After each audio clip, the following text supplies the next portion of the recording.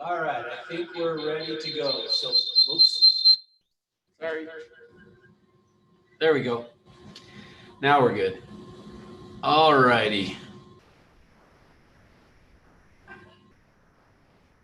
Perfect here. So a couple of things real quick is thanks, Savannah, for telling me to smile. I appreciate that because I wasn't.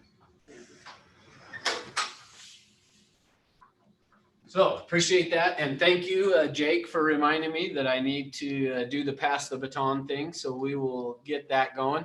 How how was lunch and the break? Anything exciting?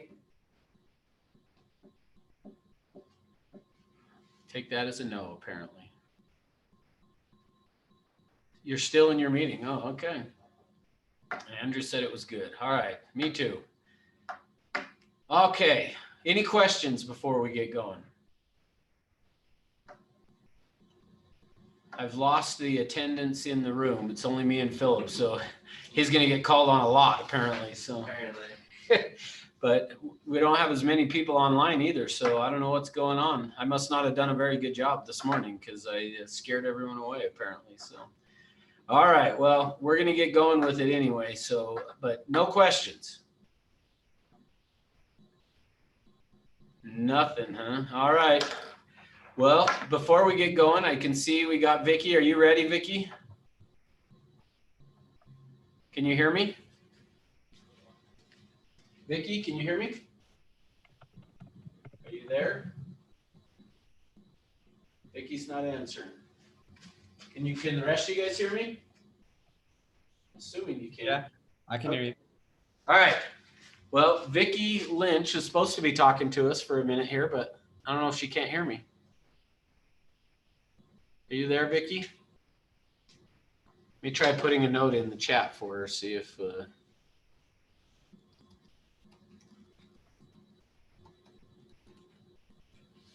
now maybe you got sound, Vicky? Doesn't seem like it's working. Hi, Ross. Can you hear me? I can. We couldn't at first, but I think we can now. Are you good to go? Now we lost you. Can anyone hear me? We can now. I can hear you, Vicky. I don't know. I don't think she can hear us is the problem. Let me type her a note. We Hear can't me? hear you. You can't hear us. Yeah, it seems like it's a bad connection. Yeah, we can hear you. Yeah, I can hear you now. Okay, good. You're on. Go for it. Now you can't hear me again, I guess. Or we lost you or something.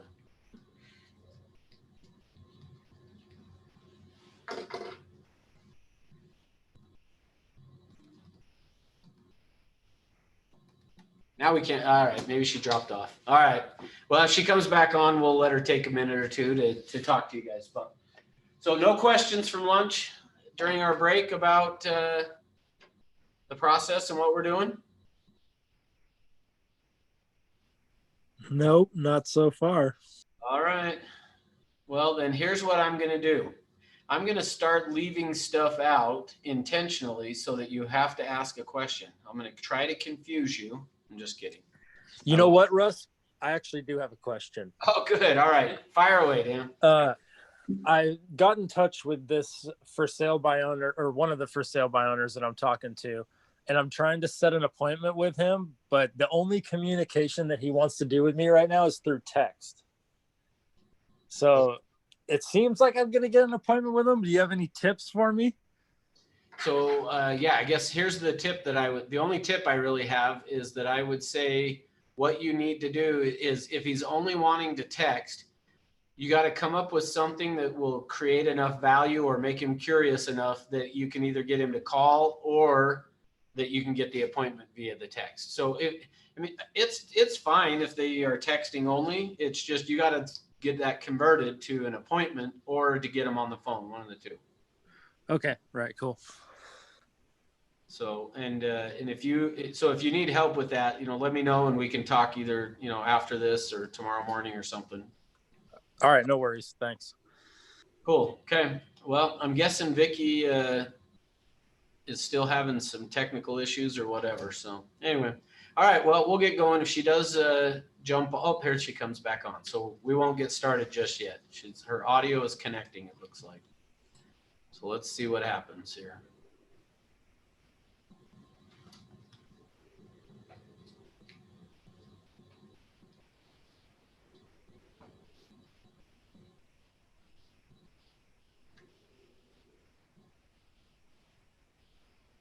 All right, she's on. Let me ask her to unmute.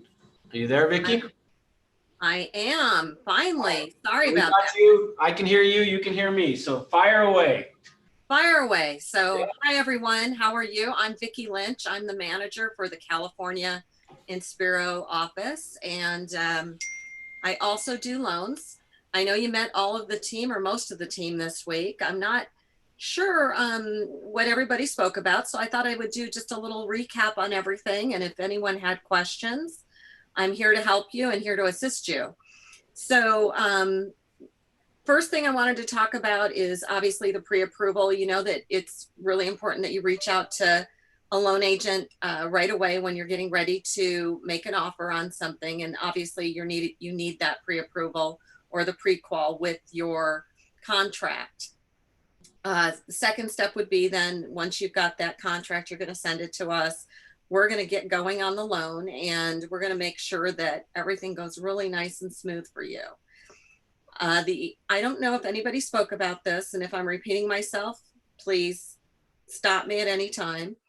So when we do that, we're going to run what's called a desktop underwriting certificate. We're going to go right to Fannie and Freddie. We're going to put in their loan information and we're going to see if Fannie and Freddie likes that loan. And Fannie and Freddie are going to tell us immediately if we should do the loan or if we shouldn't.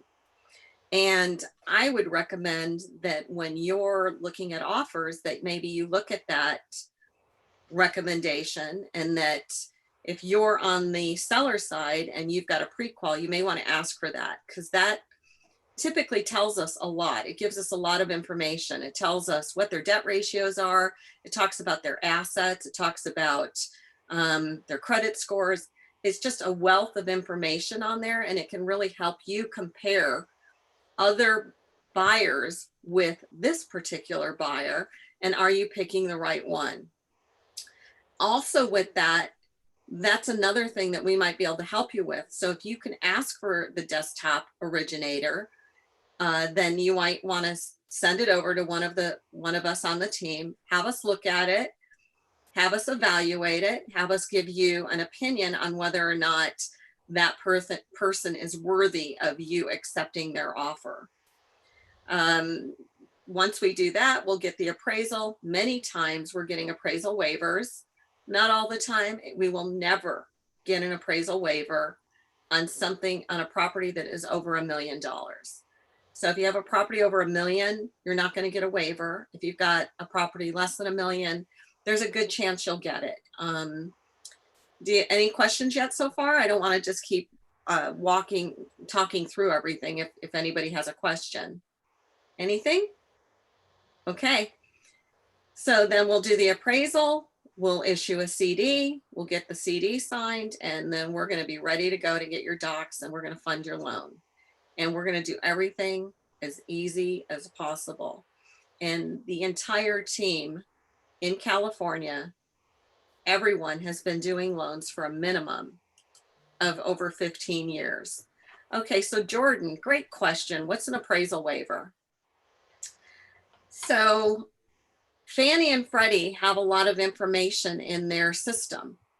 And if this particular property that you're selling has had a refi or recently was purchased, there will be information in their system already. And if you're selling it for 500, let's say, and other properties in that neighborhood have sold for 510 or 490 or 475, there's a good chance you're going to get an appraisal waiver.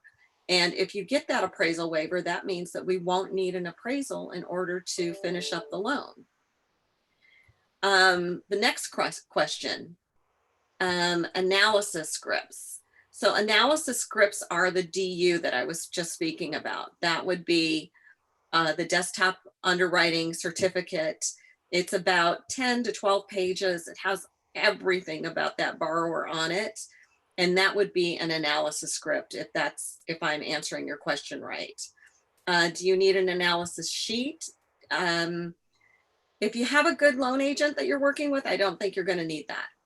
I think I would just take it off your plate, move it over to the loan agent, have them look at it, have them evaluate it, and then go from there. Mobile homes. Those are pretty tough because we're with Fannie and Freddie. So basically we do residential loans that are sold to Fannie, Freddie, or Ginnie Mae. Now, who are those people? Fannie and Freddie are government-sponsored lenders that fund all of conforming loans, a loan from basically 100,000, even 50,000, I should say, to 200,000. To 713,000 in Ventura County. I don't know what the county limit is in Utah, so I can't help you with that. But Jim or someone on Jim's team would be able to help you with that. So basically those loans would be sold to Fannie and Freddie. Who would be sold to Ginnie? Those loans would be FHA loans and VA loans. Mobile homes are not real property. They are, especially if it's something that was built before 1972. If it was built before 1972, that's not going to be treated like real property.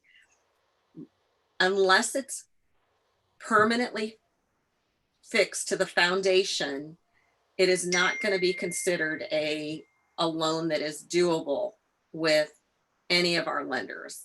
Now, that doesn't mean that that loan can't be done, because there is a gentleman in Santa Barbara that does a ton of them. And that's usually who we just say, call this guy in Santa Barbara, and we refer it out. We don't talk to him. We don't get a fee on that. We just refer it out. We do what we can to make your life easier, to do the best we can for you.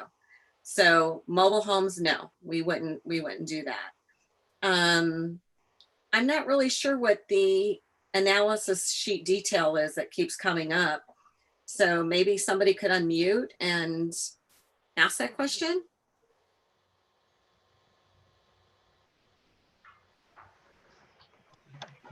Are you talking about that link that Russ shared? You know, unfortunately, I wasn't privy to the link that Russ shared. So Russ, what link did you share?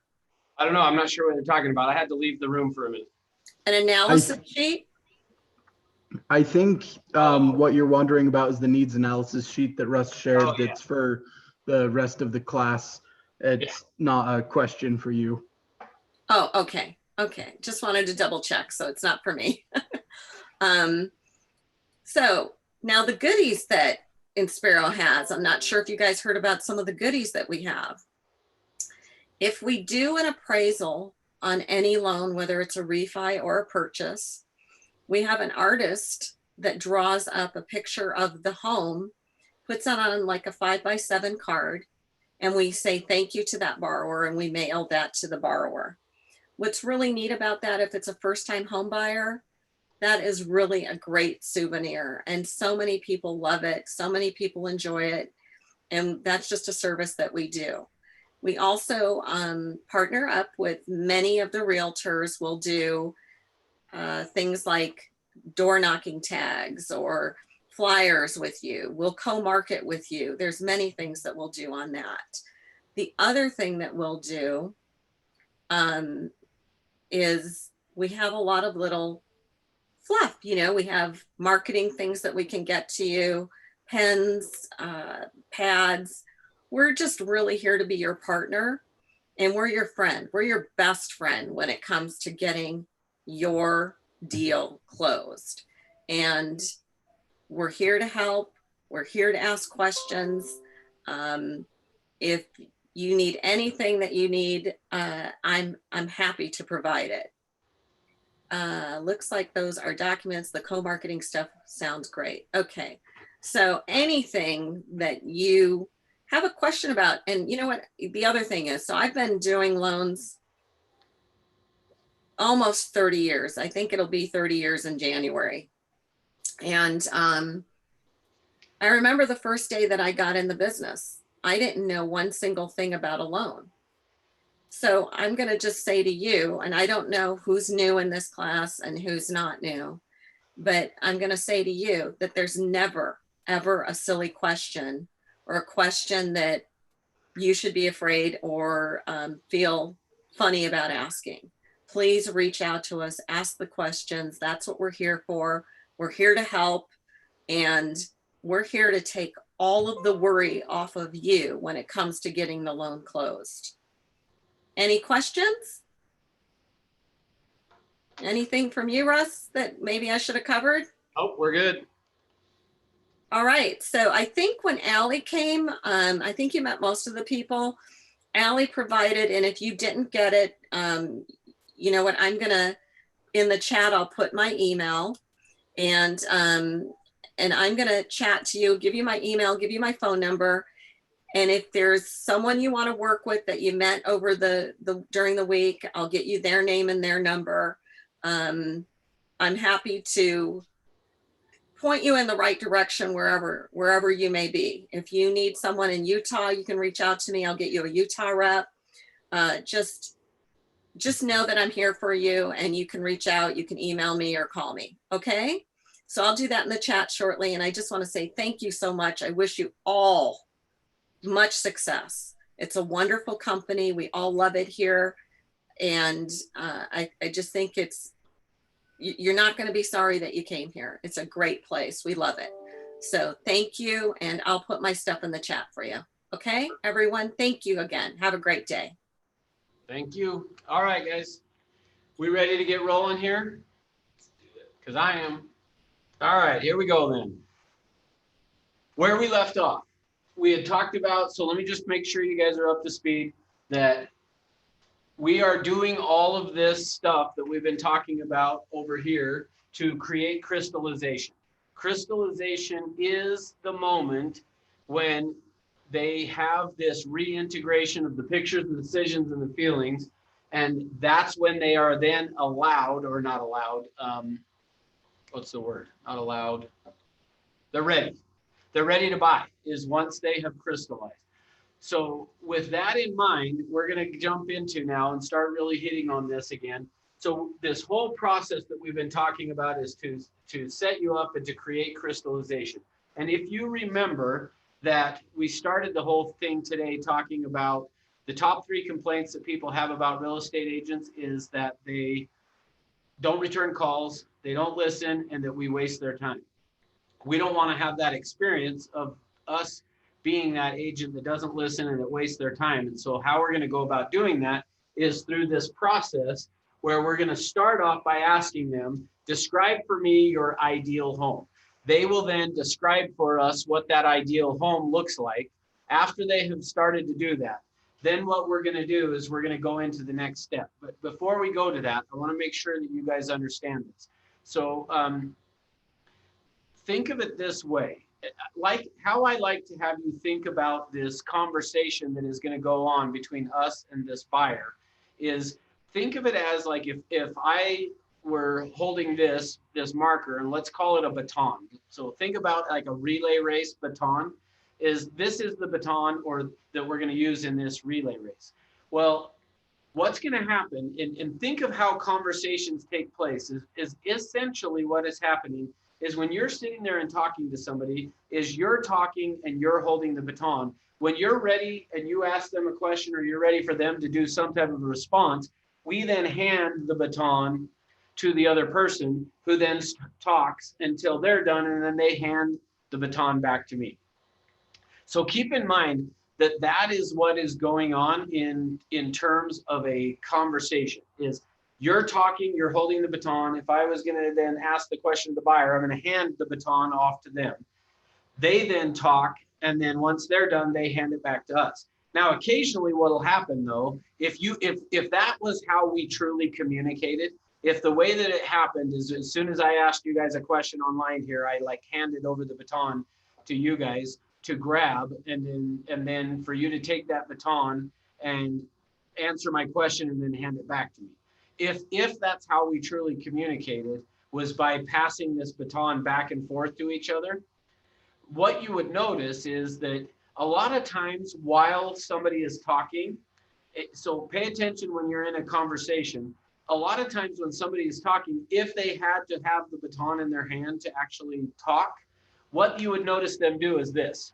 In the middle of you talking, they would put their hand out like, give me the baton because I have something I want to say, which is another way of me saying to you is once somebody does that, they're not really listening to you anymore. So I wish that was how our conversations actually went, is that we literally handed this baton back and forth, because then you would know when people aren't listening to you because they would put their hand out like, give me the baton, I want to talk, which means they're not listening, okay?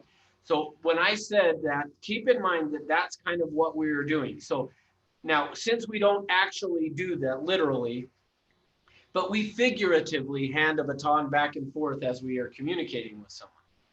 With that in mind, now think about this. What happens is we're going to say, describe for me your ideal home. They should then start describing that for us. They should start telling us, well, I want this many bedrooms, this many baths, da, da, da, da, da, da. And now remember, over here, and I don't know, hopefully you can still see it, is over here we've got this 10%, 90%. They're usually going to start off by talking at the 10% level, meaning they're talking from the level of 3 bedrooms, 2 baths, 2-car garage, blah, blah, blah, blah. Well, as they do that, we are then going to be listening to them. So we've done this describe for me. When they stop talking, so when they figuratively hand you the baton, then what you're going to do is take the baton, you're going to use some positive feedback, say, yeah, I hear what you're saying, and that sounds interesting. I love what you're telling me, something like that. And then you're going to use a prompter here of what else, or tell me more, or keep going. That's how we're going to get them to now start to actually really start to dive down into these pictures. So when I said this was tool number 1, think of tool number 1 as being this, where tool number 1 is designed around getting them picturing what it is that they're looking for. Now, hopefully that makes sense. From there, then, what we are going to do is, now that we've done that, so inside of the chat box, I dropped in there the needs analysis sheet. So there's 2 things in there. One is a needs analysis script, the other is a needs analysis sheet. So I'm gonna, if you guys are able to get that and print it off, great. I mean, you don't need it necessarily today, but I'm gonna hold it up here so that hopefully you can kind of see what it looks like here. And then I'm gonna hand this one to Bill. Now, what we want to do then is, as they are talking and describing to us this ideal home, so if I were to draw this up here on the board so that if you guys don't need to worry about if you can't get it downloaded or not, doesn't matter, just look at what I'm drawing up here. Essentially, it's a box that looks like that. And think of it as being like a mail slot at the office that, you know, if this was your mail slot, any mail that shows up goes in there for you. Well, what you're going to do is, as you say, describe for me your ideal home, they are now going to describe what they want in a home as they are doing it. So should be in the chat box there for you, Nina. Hopefully it, and unless you, the only thing I can think is why it maybe wouldn't be is if you logged in after I put it there. So let me re-put them back in there again.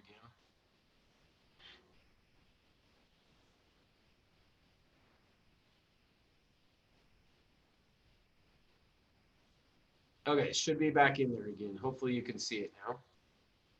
All right. It should look something like this, though, to where what you're going to do. So you're going to say, describe for me your ideal home. They're going to then start to talk. Now, what you want to do is, as they start to talk, whatever feature they're describing, I usually put in the first box. Now, there's not a right or a wrong way on this. So make sure you understand that. There is no right or wrong on how you fill out this sheet. It's whatever makes sense to you. That's all that matters, is does it make sense to you? And so if they start to talk about, say, the kitchen, I'm going to just write kitchen in here. And then I'm going to, anything they say about the kitchen, I'm going to write into that box. So part of why we are doing this, so we're writing, keeping notes on this stuff is twofold. Oh, which before I forget, like I did yesterday, make sure you throw in the chat box your first name, last name, and the office that you're in, just so that I have that record again, please. Okay. Now, as they talk about then the kitchen, anything they say about the kitchen goes in that box. If they then start to talk about a family room, anything they talk about the family room is going to go in that box. If they talk about the backyard, anything they say about it is going to go in that box. So I'm just going to create a box on this, or write in the box, any feature that they talk about is just going to be input into one of those boxes. Now, here's where I'm going to test you guys to see if, remember earlier I asked, do you have any questions? And you guys had no questions. And I said, wow, I must be a really good teacher. So I'm going to test you guys now. The test is not of do you pass or fail. The test is, did I pass or fail as a teacher? So it's not on you. It's if you don't get the answer right, it's because I am a poor teacher, not because of you. Okay. Now, why? Notice on this sheet that I gave you and the one I drew on the board here prior to me filling in these things, there was nothing written in on them. Now, here's the question. Why? Why didn't I give you a sheet that already has kitchen is labeled in one box, the backyard in another, the neighborhood in one box, the bedrooms in one box, the bathrooms in one box, blah, blah, blah, blah, blah. Because everyone's different. Everyone has different preferences. Okay, good. Yeah, so and Sunshine said the same thing. Jordan says, because you didn't ask, tell me about the kitchen. You're right. Why did I not ask it that way? So you're right in saying that I didn't say describe for me the kitchen. I said describe for me the ideal home. Why do I not say it that way? Because it goes back to what I did last class, where it's like, if you mention it specifically, then they start to think about, well, maybe it's important to me because he mentioned it. So maybe it's important to him, that kind of thing. So you let them talk about what they think is important and then dive deeper, so to speak.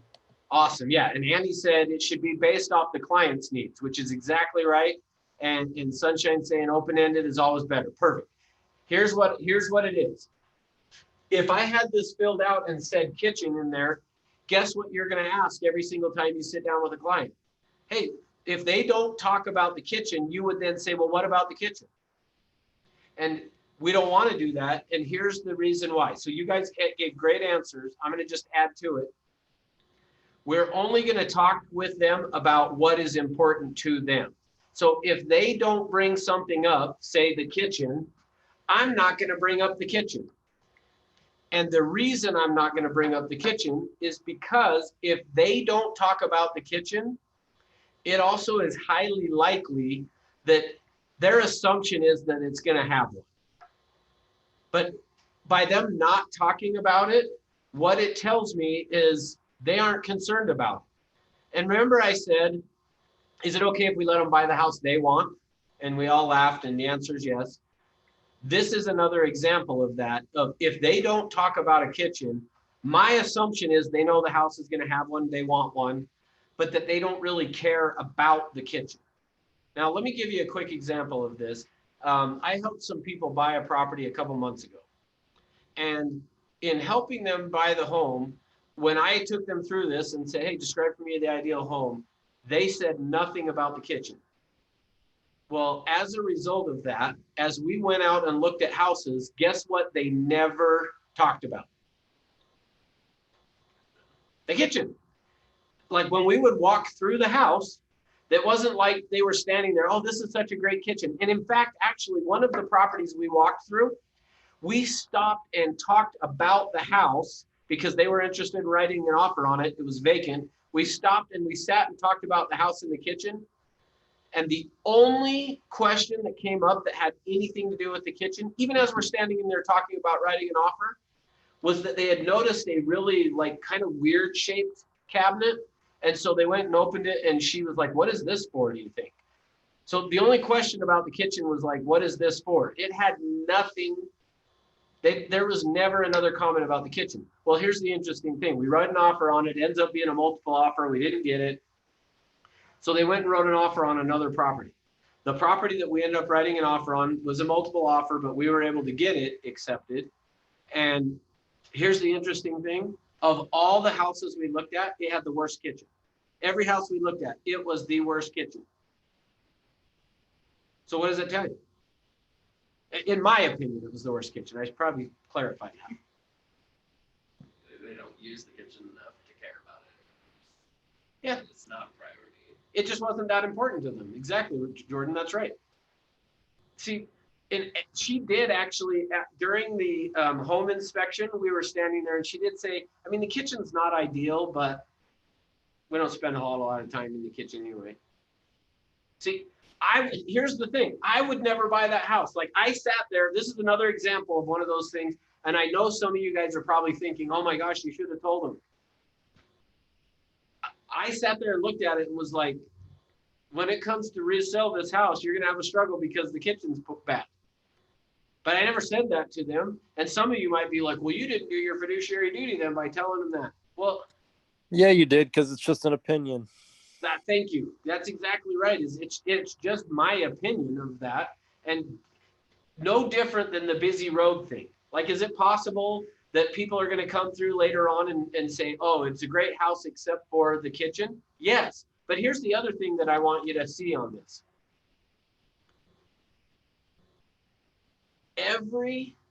Here's what I have found. So I have been doing this now. I don't know if I ever told you guys this. Maybe I did or didn't. But I've been 25 years doing this. Here is what I have learned. Every house out there has an if it just didn't have this. Like, I pretty rare that when you go in and list a home that you don't have something that you feel like, oh, if it just didn't have that color of carpet, if it just had a better layout, if it just had a bigger kitchen, if it just had a garage, if it just, whatever. I have just found pretty much every house has that. And so that's why for me, I stay out of it. If they like the house and want to buy it, then I let them buy it. And might they later on come back and when they sell it, be like, oh man, maybe we should have bought a different one. I mean, maybe, but here's what I found. Every house has that. You're going to have, just about every house is going to have something like that. So let them buy the house that they want. Now, I don't even know why I'm off on this rampage. What was my point? Oh, I know what it was. Thank you. Is the boxes. So if somebody doesn't bring up the kitchen, then don't bring it up. Let them buy the house they want to buy. Stay out of the way of stopping them from buying the house they want.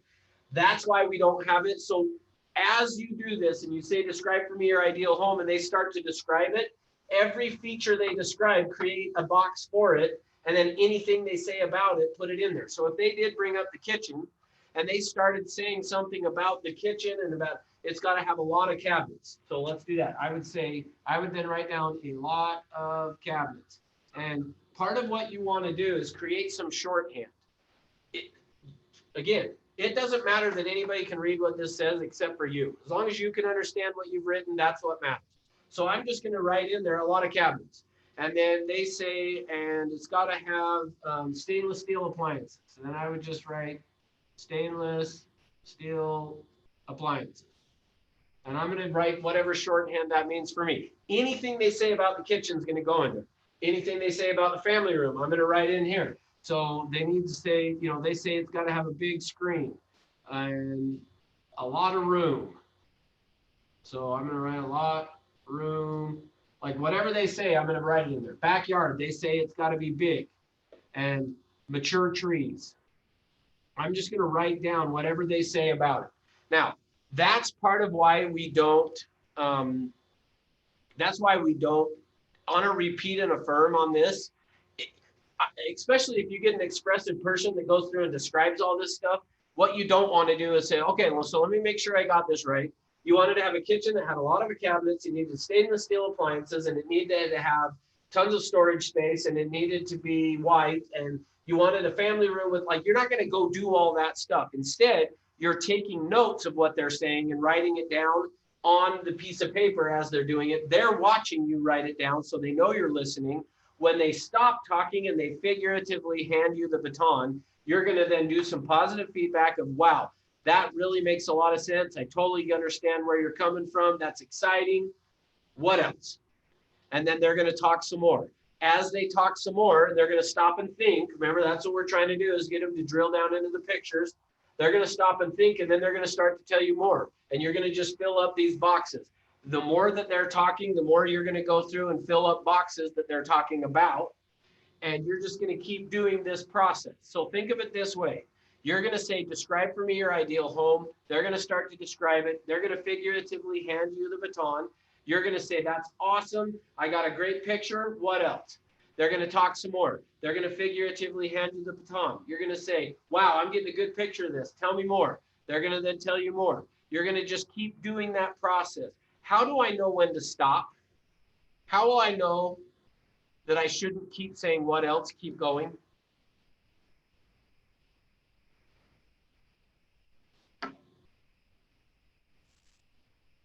They'll say, I think that's it. Okay, good. Thanks, Jake. Ultimately, when I'm going to know when to stop is yeah, Sunshine said when they stop. And how I'm going to know that they stop is they're either going to say, that's about it. They're going to say, I can't think of anything else. They're going to say, I don't know what else to tell you. They're going to just say something along those lines that is going to allow you to know they have exhausted talking. And that's what we're looking for. Now, who's willing, somebody on Zoom that's willing to interact with me. Let me show you how we do this.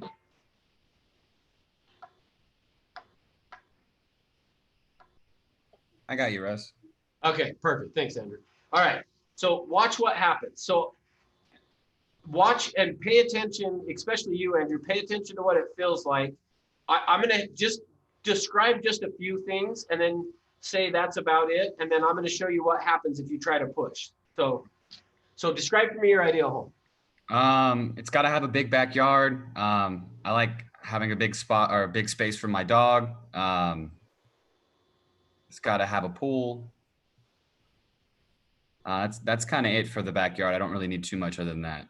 Okay, great. Hey, I'm getting a great picture. Tell me more. See, I gotta have Do just another feature, and then be brief on it. And I'll show you later. in the backyard or in a different room. Just pretend that this is the last one. You've already described the whole house. Okay. Other than that, I could use like a good tool shed. I have a lot of stuff that I use for work, so I need something that I could store all my equipment. Okay, great. What else? I need a big garage. I have a few cars I got to store, so that's a big must. Okay, good. What else? My wife needs a big kitchen. She loves to cook. So other than that, I think that's about it. Okay, so what else? See, now notice if they just said that's about it and you said to them, what else? What are they going to feel like? Like, are you not listening? Are you not paying attention? Is there something wrong with you? That's right. So this is why what you're going to do is you're going to keep saying, now here's the key. Usually what I've found is you new to this process are going to be worried about saying what else, keep going, tell me more. You only have to worry about that. Make sure you're listening to this. You only have to worry about that being an issue if you're not doing positive feedback. The only time they're going to feel like, oh, you just keep saying, keep going, and you keep saying what else, and you keep saying, tell me more. Well, they only are going to feel like that if you're not taking notes and using positive feedback. So every time they figuratively hand you the baton, you're going to say, wow, yeah, that's exciting. Wow, that sounds really good. What else? And so you got to do it and say it as if you are really interested. So you got to say it like you really mean it. Like think of it as if you were sitting there talking to a friend and they were describing something and you're like, wow, that's incredible. So then what happened? Like think of it like that and as long as you're treating it that way, treating it as a, wow, this is really interesting. Like what else? As long as you do that, they aren't going to feel weird about you keep saying what else, keep going, tell me more. The moment you don't do the positive feedback and you go, what else? What else? then they're going to feel like you're playing 20 questions and they're going to feel like you're not really listening to them. Therefore, they're going to be like, no, that's it. They'll shut down on you. Okay. But as long as you're doing positive feedback, oh, wow, yeah, I'm getting a really good picture. This is exciting. Wow, this sounds like a great house. What else? As long as you do that, and Sunshine said we really should mean it, which is, that's exactly right. You should. So as long as you do that, you're going to be good with it. Okay. Now, I'm going to keep doing that, though, until they say that's about it. Now, here's the next step. Once they say that's about it, I'm going to look at my notes here. Now, on this, if I look at my notes, we're going to assume that I filled all this out based on what Andrew gave me. I'm going to look at it and go, he didn't say much about the tool shed and he didn't say much about the garage. So before I go to tool number 2, so I'm still on tool number 1, I'm going to say, so Andrew, you mentioned, I'm going to say, hey, I've got some great information. You did a really, really good job. Notice positive feedback. You did a really good job explaining this. You mentioned the tool shed. Tell me more about the tool shed. I do a lot of set construction, so I'm just using my buddy as an example because he was complaining about this not having storage. Great. I do a lot of set construction, so I have tons of toolboxes that I use for work all the time. They're on like little kind of carts that you just wheel around. So I need something that I can easily get in and out of. That's not a pain. That's not super out of the way, where I can lug equipment to my truck, get to work, take it back, store it, and just have it somewhere safe. I don't want it in the garage because, like I said, I have a few cars that I got to store in there. So I need something separate for my tools. Okay, yeah, totally. That makes sense. What else? That's about it for the tool shed. Okay, cool. So notice, if he would have given me more, I would have been just taking it and, okay, sounds good. Yeah, what else? But once he said that's about it, now I'm going to be done with that one. So now notice I don't have much about the garage here either. So I'm going to just do the same thing on this. I'm going to say, so you mentioned the garage and having a few cars and stuff. Tell me more about that. But yeah, I was hoping for at least a 3-car garage. I have 2 cars for myself, and my wife has one as well. So I need at least room for all 3 of them. So I need at least a 3-car garage. Okay, perfect. Yeah, what else? That's it. It's mainly just for storing the cars. I don't want to park them on the street. Perfect. Just storing the cars off the street. I love it. Okay, now, so that's what I'm going to do with every one of the boxes. If he gave me a lot of detail, I'm not going to go back and say, hey, you mentioned the family room, tell me more, or the big backyard, tell me more about it, because he's already told me about it. So I'm only asking those things on the things that I feel like he didn't give me a whole lot of information. Now, why? Why do I want to go back and get more information on this? To find the benefit, what the benefit of that feature is. Okay, good. Yes, and why?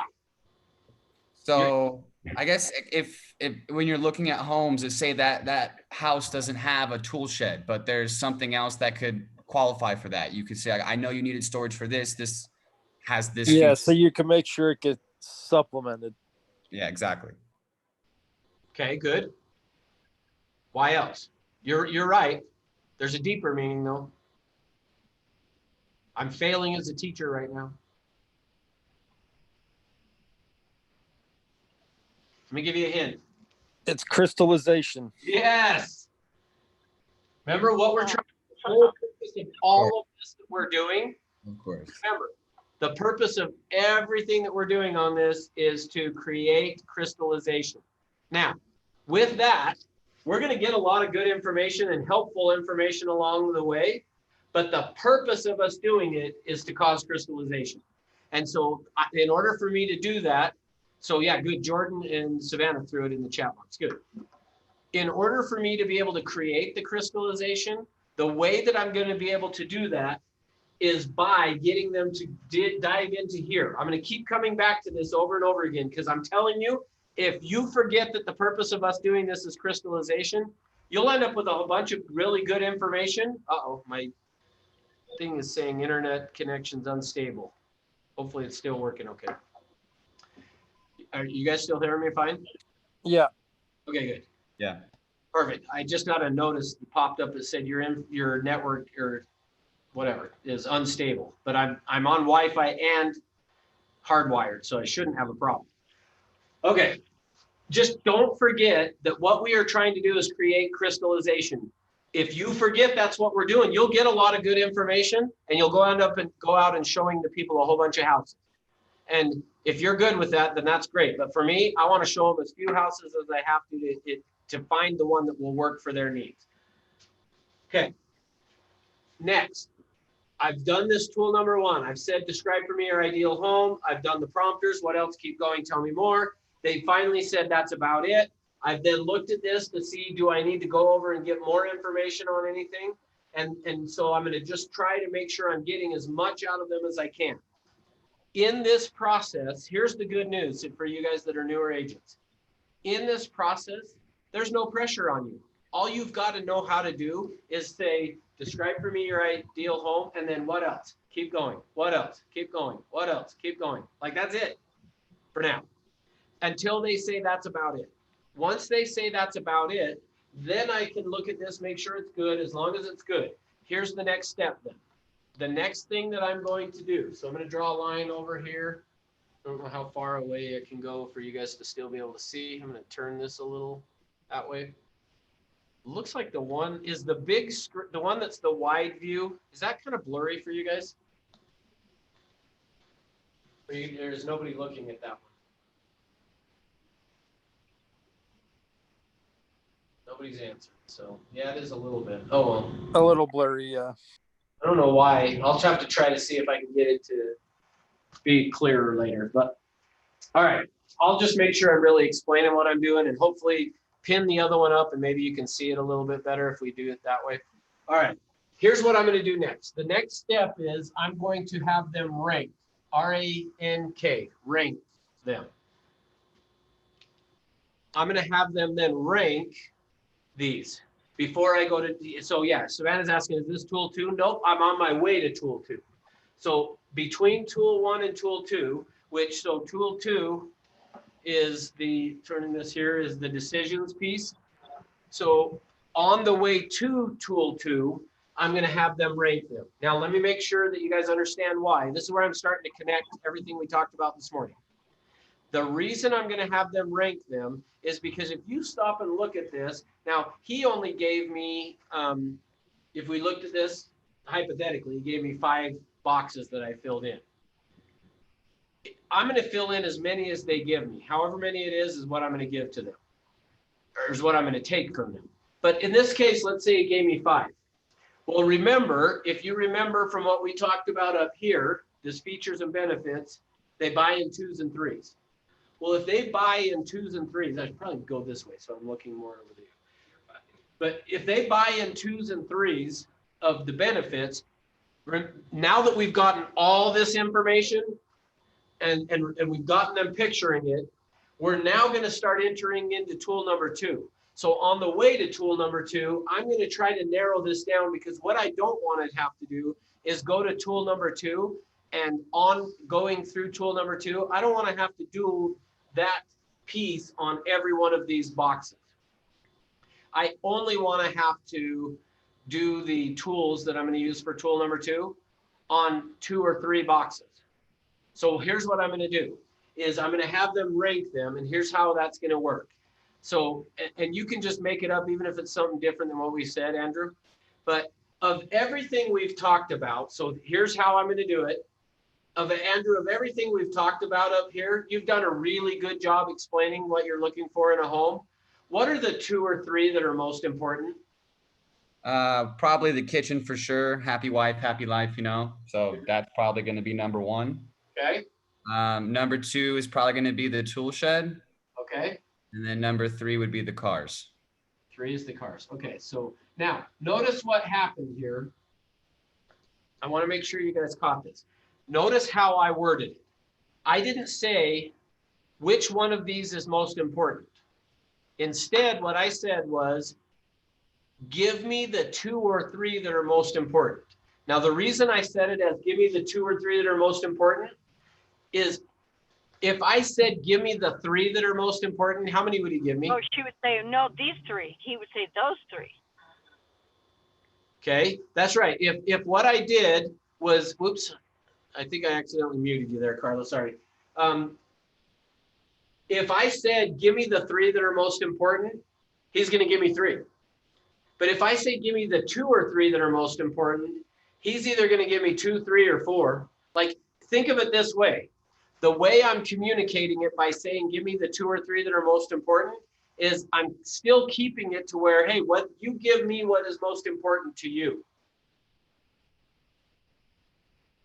That way it's not me, it's them. But I am still directing them by saying, give me the 2 or 3 that are most important. So let's see, Jordan said, still allowing them to decide or explain what meant. That's right. You're exactly right. Is I'm keeping it at them telling me, not me being the one deciding. Now, in the event, the way that he said this, when I said, give me the 2 or 3, he said the kitchen is number 1. Then he said tool shed's number 2 and garage is number 3. So he told me which ones was 1, 2, and 3. If he had not, which sometimes they'll do it the way he did. Sometimes they'll just say the kitchen, the tool shed, and the garage.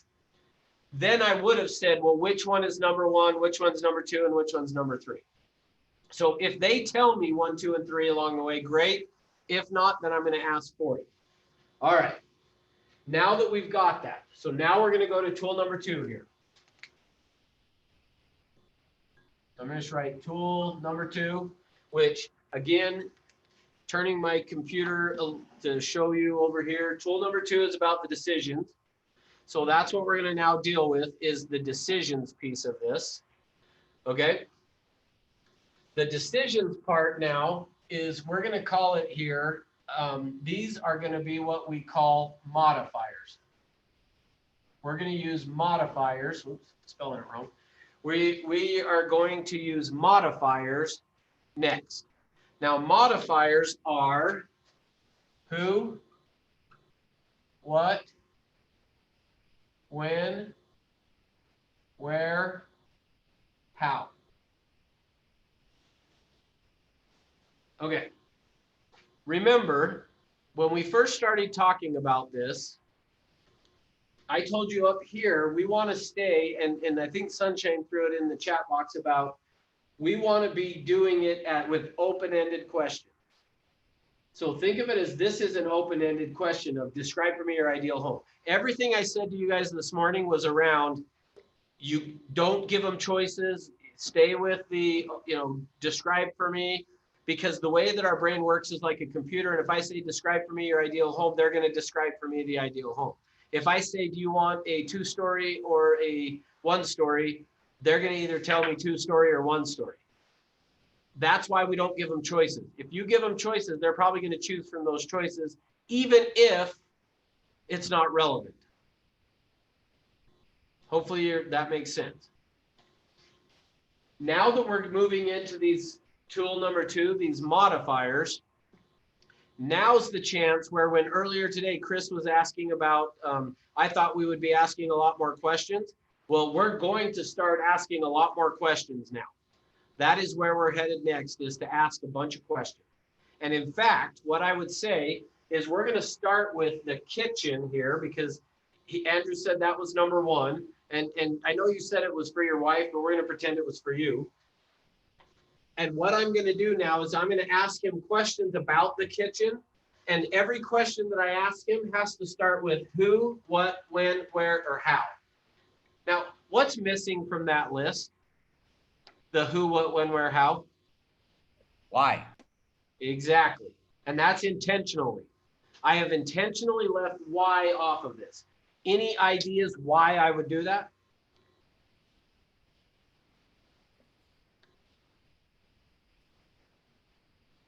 All right, I'll help you then. The reason that we leave why out of it is because why is going to be part of the Negative. feeling. Say that again. I was going to say it's negative. Yeah, so you run the risk of it being confrontational. So the reason that we are going to hold off on it is, and because the why question is what should cause crystallization.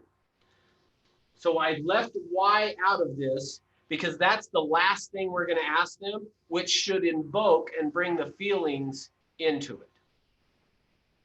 That's the purpose of me leaving why out of it, is because that the why question should cause crystallization to occur. And if you ask why they want something too soon, they'll answer with things like this. Well, it's just what I want. It would just be perfect. It'd be just what I need. That's the reason that we are not saying the why question during this modifiers. All right, so let me show you what that looks like. Now, let's assume then, so I'm going to just draw up right here this box. And I wouldn't really do it this way. Like I'm doing it to show you guys. With the client, I would just use this sheet that I've got over here. But for the sake of me showing you guys, I'm going to take the kitchen because that one was number 1. I'm going to start with another directive, and then I'm going to go over here to the modifiers. Now, in terms of the directives and modifiers, so this next step that we're going to do, you can do a combination of directives or modifiers, but you typically need to be asking somewhere between 5 and 7 who, what, when, where, how questions, or tell me about, share with me, help me understand type of things on the kitchen. So I'm going to start with a directive. So I'll show you what this looks like, but I'm going to start with a directive. And that directive with Andrew is going to say, okay, Andrew, picture yourself in the kitchen. Tell me what you see. Well, hang on one sec, not just yet. So notice I'm going to start with a directive of doing that. So I'm going to have you do it in 1 second. Once he does that and starts to do it, to describe it, I'm going to then jump to these modifiers. And I don't know what I'm going to ask just yet because it depends on what he says. So let's do it now and I'll show you what I mean on these modifiers. So Andrew, picture yourself in the kitchen. Tell me what you see. Lots of space, stainless steel appliances, granite countertops, great cabinets, cabinet space. Okay, sure. What else? I think that's it. Okay, good. Well, let me ask you this then. Okay, so man, I can't even read my writing already. What was the first thing you said? Lots of space. So like just. Okay, good. Okay, now, so watch this. Anytime they use something like this, where notice he said lots of space. What I want to do now is I want to ask who, what, when, where, how questions. And I ideally want to build those questions based off of what he has said. So what I'm first looking for is anytime they say lots of space. Now, hopefully you guys have learned this already today. But when somebody says something like, I want lots of space, when somebody says that, you know what lots of space means to you, but do you know what it means to them? No. And the answer is no, you don't. So guess what the first question I'm going to ask Andrew is? That starts with who, what, when, where, how. What do you consider as lots of space? Yes, some version of that. I'm going to say, hey, you mentioned lots of space. How big is lots of space? Or you could say it the way you guys said is what's lots of space mean to you? That's great. Either way works. It just makes sure that whatever question you ask has to start with one of these. Because the reason it has to start with who, what, when, where, how is because if you start it with do you, are you, have you, guess what's going to follow a do you, are you, have you? Options. Anytime you say to somebody, do you want this, or are you looking for that, or it's probably going to be you're giving them options. And yeah, Andy said yes or no, or yes or no type of things. Right. I think it's yes or no versus it being inquisitive. It forces them to interact with you. Yes. So what I'm doing then is I am getting them to tell me what is important to them rather than giving them options on it. So I'm going to start with it and say, so, all right, Andrew, you mentioned lots of space. How big is, or I could use a directive. Tell me what lots of space means to you. Because remember, it's 5 to 7, either directives or modifiers. That's the thing. Is I'm blanking on like how big a kitchen typically is compared to like the overall square footage of a home. So I mean, good. if I was just like a first time buyer, I would just say like it'd be open. So you're not just crammed into like a little corner of the house. There's room for like more than 4 or 5 people to be in there at one time. Okay, good. What he just said is very normal. So I'm going to assume that we are sitting in a conference room somewhere or in some room somewhere together. And what I usually will do then in that scenario when they're not sure, because that is normal to say, well, I don't really know how to tell you dimensions. I will say to them, well, in relation to this room, how big does it need to be? See, which notice is a how question. So in relation to this room, how big does it need to be? And then then from there, they're going to say, oh, twice the size, half the size, 3 times the size, whatever it is. Now, here's the thing. It kind of doesn't really matter. Meaning, like, I don't know that it does matter. Don't hear me wrong. It matters, but it doesn't matter. And what I mean by that is, what are we trying to create? Crystallization. See, that's what's important. This other information along the way is great and helpful, and we're going to use it. But what we're really looking for is to get them to crystallize. Because once they crystallize is important. Now, with that, I don't want to make it sound like I don't really even care what the size is and it doesn't matter, because it does. Because part of what's going to meet the benefit is going to be a little bit the size of it. But it's not like if he tells me, oh, it's got to be 20 by 30, that it has to be 20 by 30. That's what I mean, is that's where I say it doesn't matter, meaning it's got to be probably close to that, somewhere in the neighborhood of it, because that's what's creating the benefit. But it doesn't have to be exactly that. But I'm asking him that for the reason, and hopefully connecting this for you guys, is to getting them to tell me what the decisions are that they have made of what they're looking for. Because as I've gotten them now picturing it, we get the decisions to come into place, we're connecting the dots for them so the crystallization will occur. So I'm going to do that. So, hey, you mentioned the kitchen having lots of space. So what does lots of space mean? He's going to then tell me whatever he says. Then I'm going to say, okay, the other thing you talked about was the granite countertops. How much countertop space do you need? Again, like I wouldn't know how to answer that. I don't know how to dimensions on that. So it's if we were sitting at a table, I would just say, well, in relation to this table. But then you can hopefully see my table.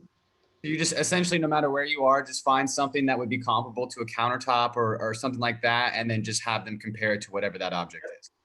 Yep. So then I would just say, yeah, about this, like about the size of this table or half this table, depending on.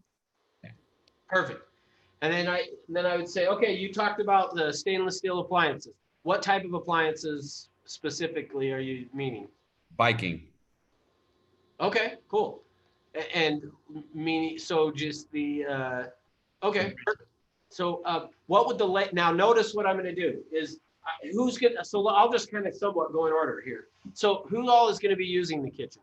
My wife mainly, she's huge into cooking and baking and stuff. So she's probably going to be the main person, but I'll be using it as well. Cool. That's awesome. So she's huge into cooking and baking. That's awesome. What kinds of, so now notice I'm going to build off of it. It just happens to be it. So like what kinds of things does she cook? She loves cooking like healthy dishes and stuff like that, but she also likes baking pastries and goodies like that during the holidays, which is always fun. Wow. So I got to make sure I'm really good to you guys come holiday time. Yeah, we got you, Russ. No worries. Yeah, sweet. Awesome. That's great. Well, cool. So what would the layout of the kitchen look like then? I'm not really sure, to be honest. I guess. Now, keep in mind, the reason this is being a struggle is because the kitchen's for her, not him. Yeah. Is why he's struggling. So if she was sitting here, we would be asking her this question. But just make it up. Pretend it's important. That's okay. Terms of layout, I don't know. What do you mean by layout? Do you mean like in terms of like how the fridge and like the appliances are set up? Because that just kind of has its open spot. Are you more talking about where things would go? Now notice that I've just stayed quiet on that. And that's how I would handle this, is I'm going to kind of try to keep them talking. So when he says that, what I mean by it is I don't really care. I mean, I don't mean it that sounds bad. Like it almost doesn't matter to me. I'm more just trying to figure out in his mind, is it important? And so if he said that to me, I'm just going to go, yeah. Now, where he gave me options, I would just say, meaning like, I just wondering if it matters where the fridge is in relation to. Oh, at that point, no, I don't care. As long as it has all those things at one point or another, it doesn't matter the layout. It's not important. So you're just essentially doing information gathering at that point then. That makes sense. Yep, essentially all I'm trying to do here, yes, great question. All I'm trying to do is figure out what are the decisions he has made about this feature. Oh, That's it. I understand. That makes sense. Yeah, that's all I'm trying to do is I'm just trying to get what are the decisions you've made about this feature so that I'm just trying to drive him to thinking through what are the decisions that he's made. But again, it's going to be helpful for me because like, let's say that he said the kitchen cabinets all have to be light and the room's got to be bright and that kind of stuff. If I go find one that's dark, it's probably not going to work. So you need to use some of this stuff from the features because the feature is what creates the benefit, but it doesn't have to be exact is what I just really want to make sure you guys are hearing. And so then I would just go, okay, great. So in relation to the rest of the house, where would the kitchen be? Now notice, a lot of times we would want to say, does it matter where it's at in relation to the rest of the house? No. And you're going to get a yes or no. So I don't ask it that way. Instead, I say, where in relation to the layout of the house, where would the kitchen be? It doesn't matter to me. Okay, good. See, it doesn't matter to me is good because then it tells me it doesn't matter. But if he said, oh, it has to be right off of the garage, or it's got to be right out, there's got to be an exit to the back door. I mean, whatever. Like, then I would go, oh, okay, so it has to have an exit to the back door. That's good to know. And then from there, I can go to whatever the other questions and things that I have. Now, let's go to the next level on this. The other thing that you're going to do, and this falls into what you were asking earlier, Chris, is I could also use during this what, when, where, how stuff is where I can now start to talk about some options. Now that he's been as detailed as he has been, I can talk about some options, but I'm not going to do it as a, do you want this or do you want that? I'm going to do it instead by using a directives of, and I didn't write it up here, but what would your feelings be is, which I guess is a what, but I'm going to do it as a, so watch this. Let's say that you had said though, Andrew, that there had to be a door to the garage off the kitchen or something. Okay. I said, so then I would say, well, what would your feelings be if there wasn't a door to the garage, but there was one to the backyard? Make it up.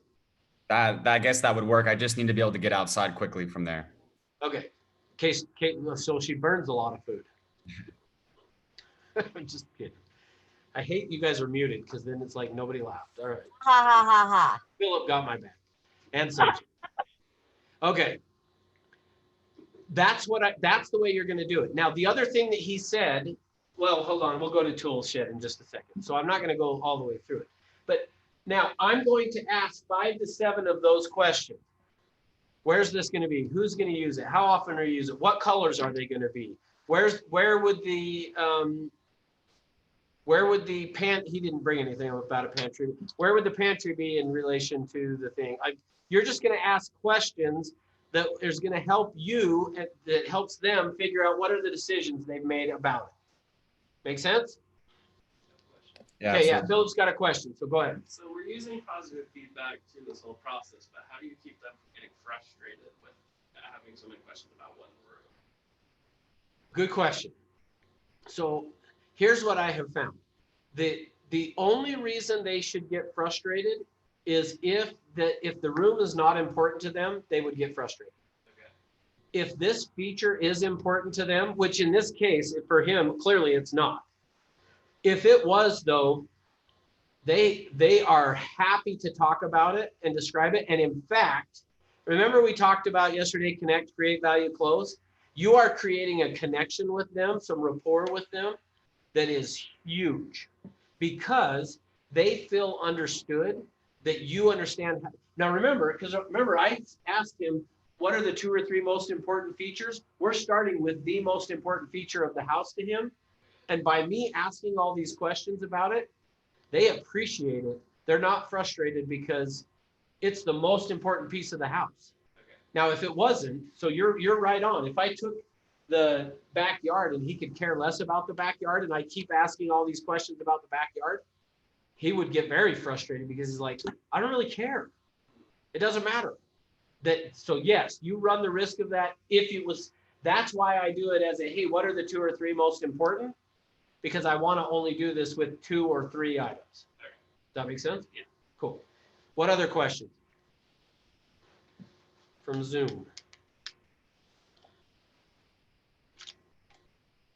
Okay. Now that I've done that, so let's assume that I've asked all these questions. I've asked the 5 to 7, which, by the way, there's no magic in the number of questions.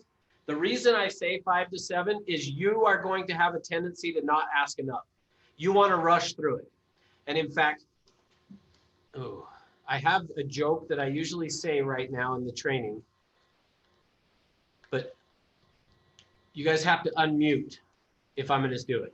So I'm either not going to do it. Yeah, Jordan said we'll all text back. All right. Do it. All right.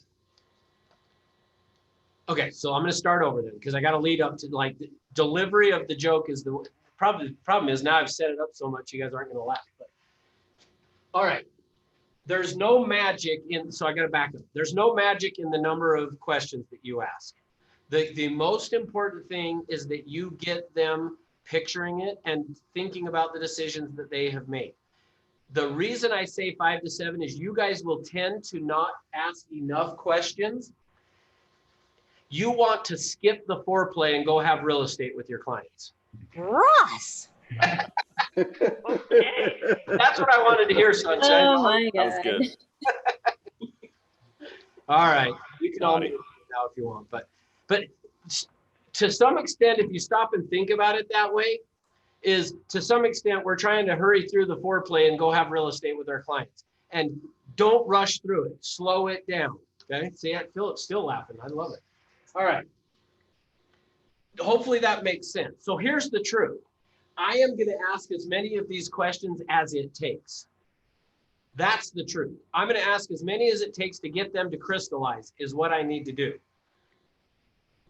Sometimes that could be 1 or 2 questions. That might be sufficient. And when that would be sufficient is if they already described it in so much detail and they've already answered a bunch of the stuff, then I might.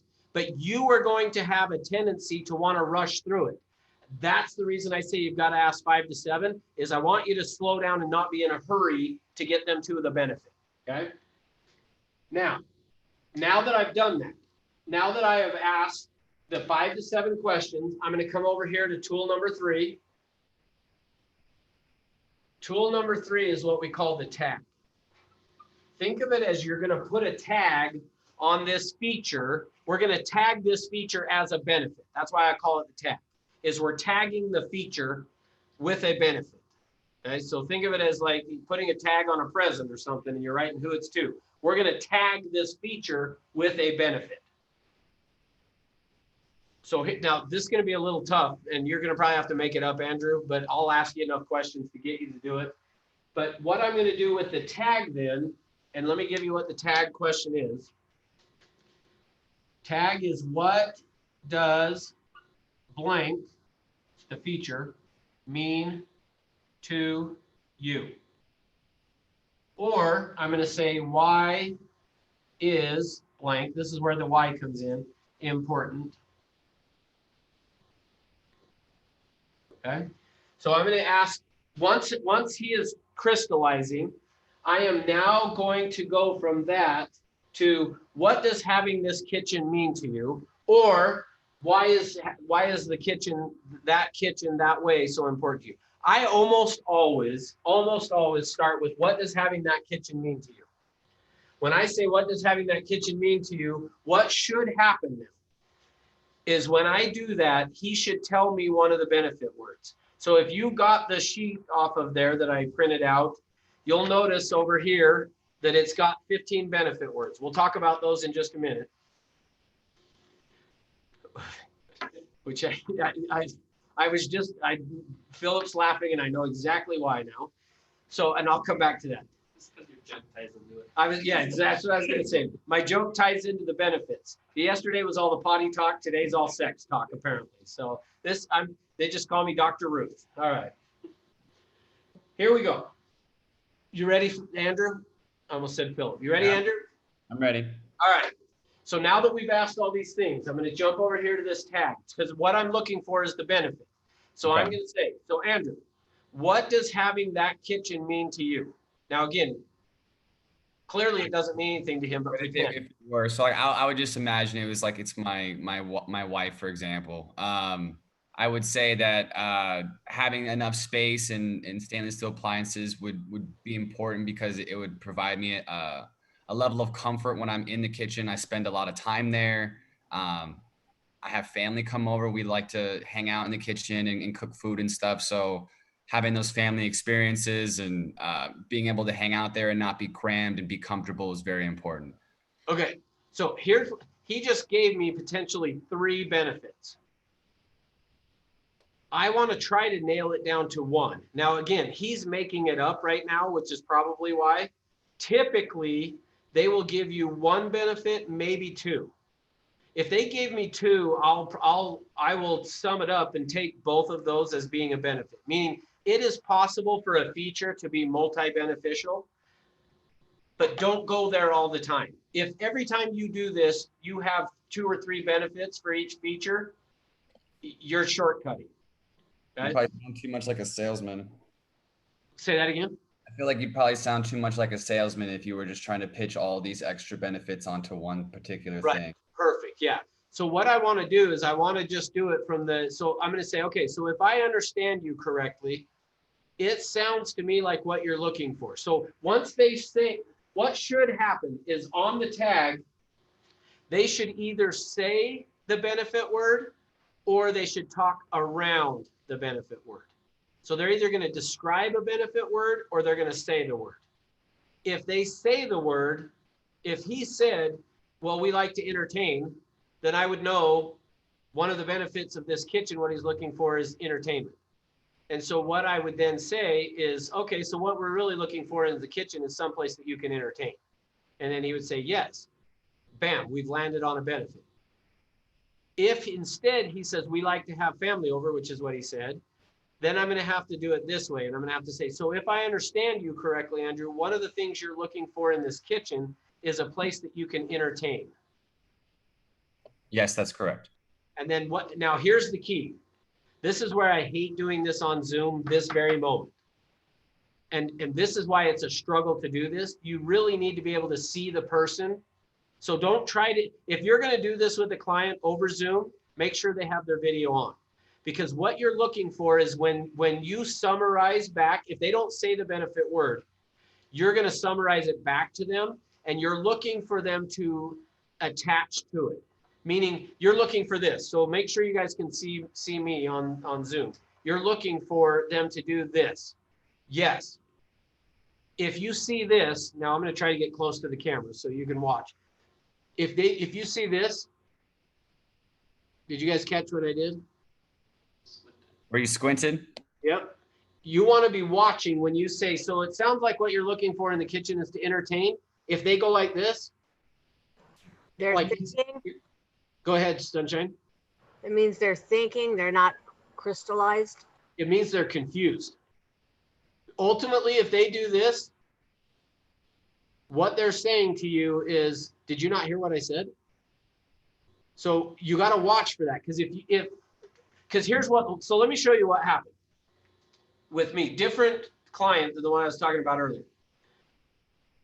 They were talking about the kitchen. And when I said, what does having that kitchen mean to you? It was weird because one of the benefit words you'll see on there is privacy. And it was like she was describing privacy. I wish I could remember what she said, but when she said it, I was like, that just doesn't make sense. But I said to her, so if I understand you correctly, what you're looking for in the kitchen is privacy. Now I'm going to get close to the camera again. And because here's what she did. She went just like this. Yeah. So did you see me shaking my head no? Even though she said yes, she shook her head no. Let me give you guys another indication. When you watch somebody talk, I better be careful. I'm teaching you this. I better make sure I don't do it. Pay attention when somebody is talking. And if they are telling you something and they're shaking their head no, basically what they're telling you is they don't really believe what they're telling you.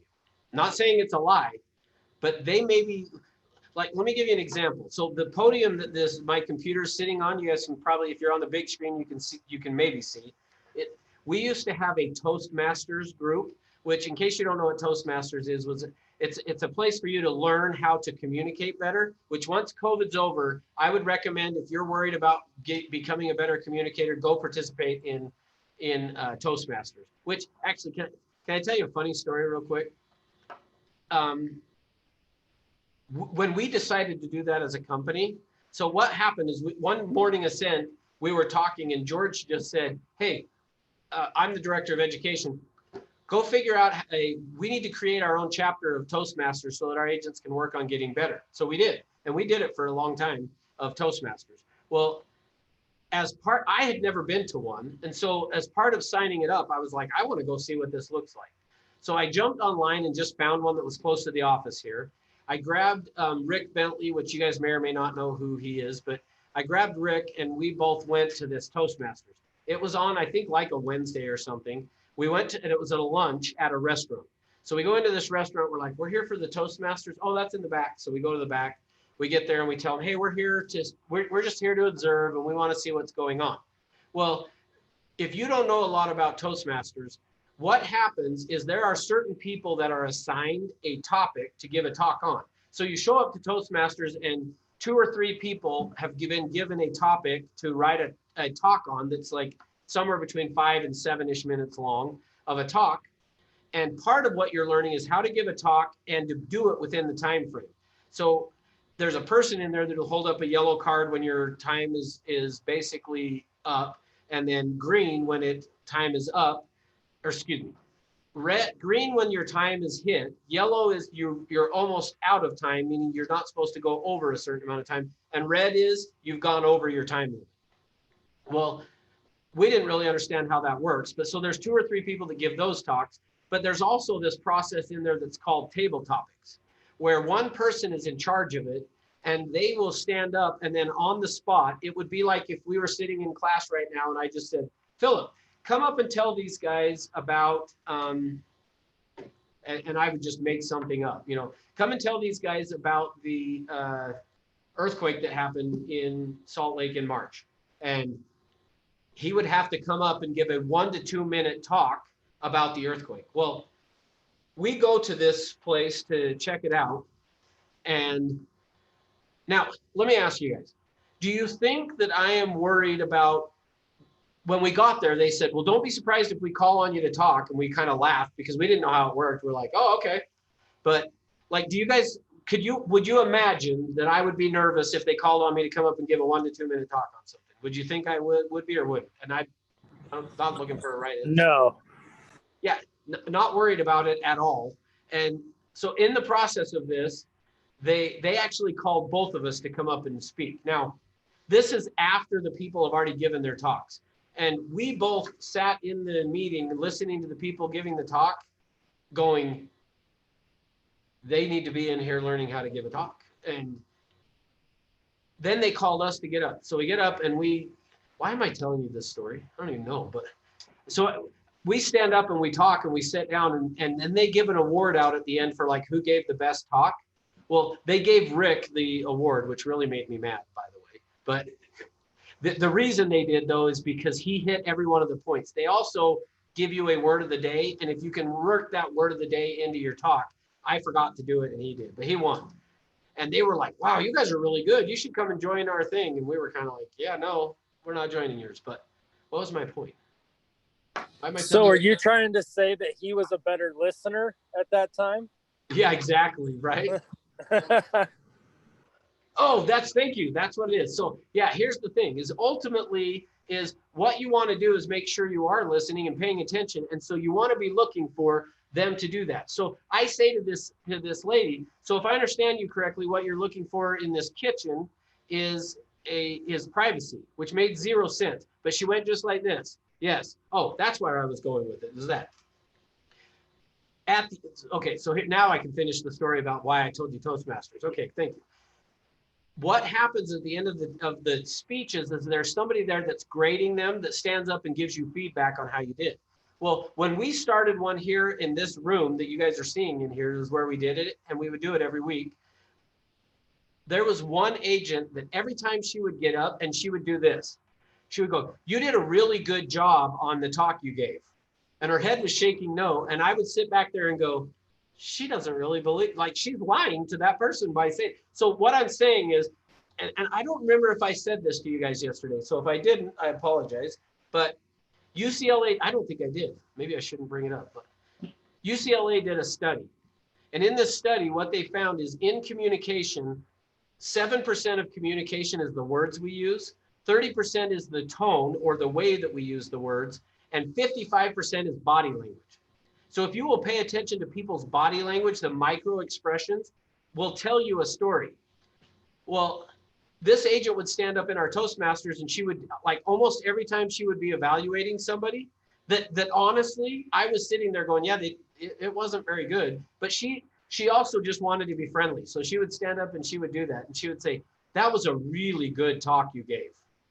Because her body was like, "Don't lie." And so she would shake her head no. So now let me bring that back to when I said to this agent or this lady, excuse me, so it sounds like what you want in this kitchen is privacy. And she goes, "Yeah." But she shook her head no. Because I noticed that, I then went to number 3, or the tag question, which is why is it important? And here's how I dealt with it, is I said, "It's not privacy, is it?" And she goes, "No." Like almost like, "Yeah, I don't know where you got that from." I said, "It's not privacy, is it?" And she said, "No." And I said, "Well, then what's important about the kitchen? What did I miss?" And then she actually said one of the benefit words, and I don't remember what it was, but whatever it was, she then said it. And I was like, okay, so that's what we're looking for in the kitchen. Yes. So you're looking for them to give some type of a either verbal yes, or that they give a yeah. Like it needs to be more than yeah. Again, if you notice what I did there, if they go, yeah, you didn't get it. So, which is okay. So just say, "Hey, I'm not," so it seems like maybe that really isn't what it's about. Yeah, not really. Okay, well, so why is that kitchen so important? And they'll usually at that point tell you the word. They'll either say the word or they'll describe it in greater detail to where you'll go, okay, got it. Make sense? I hate saying "make sense" because it takes, then I have to wait for you guys to either type yes or unmute. I probably, on Zoom, I got to say, any question? All right. Let me run through the 15 benefit words then. On the 15 benefit words, they are, and so just in case you guys were not able to download it or whatever, I'm going to go through them and just explain them to you on this. So the first one is comfort. Think about comfort as what I was saying earlier today about the home, high on a hill with a view of the city lights, where I was saying that what I wanted it for was at night to go sit out on the deck and just kind of go, think of comfort as being creature comfort. I have a little Shih Tzu that she's about 15 years old, and she will jump up on the couch, and we have a blanket up there, and she'll get up on the couch, and then she'll kind of paw at the blanket, kind of move it around a little bit. And then she'll get on it and she'll kind of stomp for a minute, and then she'll lay down, and then she'll stand up, and then she'll turn around, and then she lays down. Why do they turn around? Like, what does that do? I don't understand it, but she does that. She turns around, and then all of a sudden, at one point though, once she gets it just right, she'll just go where she just settles in and then just doesn't move. That's comfort. When we talk about the benefit of comfort, we mean creature comfort. So think about that, some type of a cat or an animal that just goes like they're now in place and they're comfortable, but it's not, comfort is different than comfortable. So comfort is creature comfort. It's okay. Next, convenience is about ease of use. Sometimes that's where a kitchen will be, is I want all of my stuff just right there where I'm cooking, and it's just will make it so convenient. Another one that convenience shows up is location. I want to live here because it'll make my life so much more convenient. It'll be easy to get on the freeway and off. It's closer to work. It's those type of things. That's convenience. Safety. Safety is about physical safety. It's about them feeling safe physically. Security is peace of mind. So think of security as a peace of mind. See, we talk about security systems. When I was a kid, we always called them burglar alarms. Well, the reason they changed from burglar alarm to security system is because it sounds safer and gives you more peace of mind by saying security. So security is peace of mind. All right. Privacy is exactly what you would assume it is. It's being able to just get away and not have people bug them.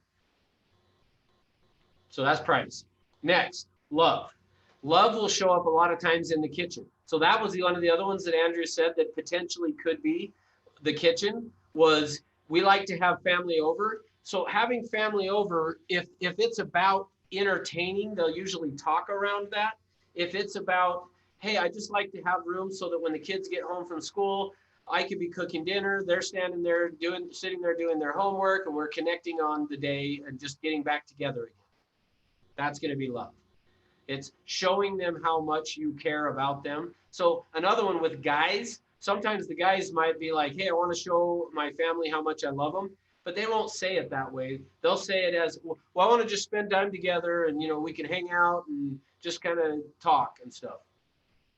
You might not want to say to the guy, okay, so you want to just show your buddies or your family how much you love them. They may or may not relate to that. You might say, hey, so it sounds like this is for you to have bonding time. So you don't have to say the exact word, but you could say bonding time, but you've got to know it's love. Next, prestige and esteem. So prestige is about how other people see me. Esteem is how I see me. So again, the deck, if it's, hey, I want people to come over and be like, wow, you got a great place. That's prestige.